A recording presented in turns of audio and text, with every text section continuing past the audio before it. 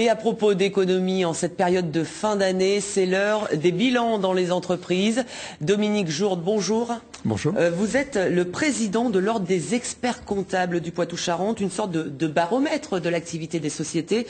On l'a vu tout au long de cette année, de nombreuses entreprises ont déposé leur bilan. Est-ce que le moral des experts comptables est lui aussi en berne ? Le moral des experts comptables n'est pas en berne. Nous avons la chance d'être sollicités par les entreprises quand elles sont en difficulté. Nous avons aussi évidemment la chance d'être sollicités par les entreprises quand elles vont bien.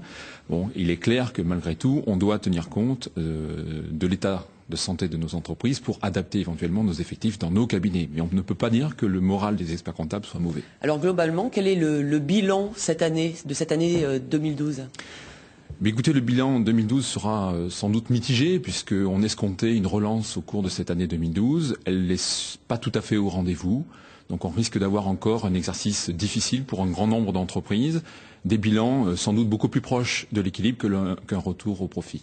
On a vu récemment une manifestation, on va le voir à l'image, des petits patrons qui dénonçaient une pression fiscale. Vous le constatez vous aussi dans les comptes ? Très clairement, bien sûr. Qu'est-ce que vous craignez en fait ? Mais plus que la pression fiscale qui est indéniable, ce qui est aujourd'hui très très compliqué pour les entreprises, c'est l'incertitude des textes. Là, vous avez vu ce qui se passe aujourd'hui sur le projet de loi de finances. On est à quelques jours de clôture de la fin de l'année civile. Les entreprises préparent leur budget, mais en réalité, elles ne savent pas à quelle fiscalité elles vont être astreintes à compter du 1er janvier 2013. C'est plus cette incertitude-là qui nous empêche de prendre les bonnes mesures et d'avoir un temps suffisant pour pouvoir anticiper ces nouvelles mesures. Alors, beaucoup d'entreprises se plaignent du manque de trésorerie. Oui.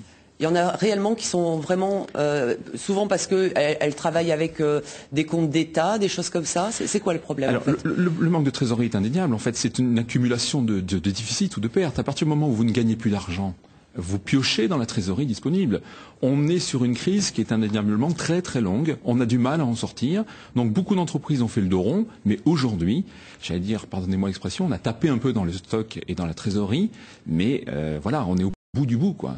Donc, malgré tout, dans ce contexte de crise, est-ce qu'il y a des secteurs qui s'en sortent plus que d'autres? Oui, plus que des secteurs, il y a toujours des niches. Il y a des entreprises qui sont sur des niches et qui s'en sortent. L'autre jour, on parlait de la métallurgie. J'ai donné 2 exemples d'entreprises de la métallurgie qui s'en sortent très très bien, alors qu'on parlait de Florange qui est évidemment un syndrome. L'innovation également? Oui, bien sûr. Donc j'ai pour habitude de dire également que pour s'en sortir, il faut savoir innover.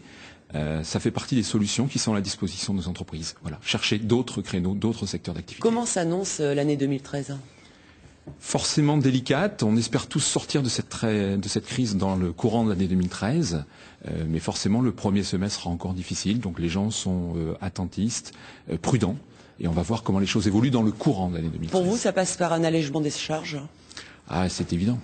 Le coût du travail aujourd'hui pèse énormément. Si on peut aller vers un allègement des charges, oui.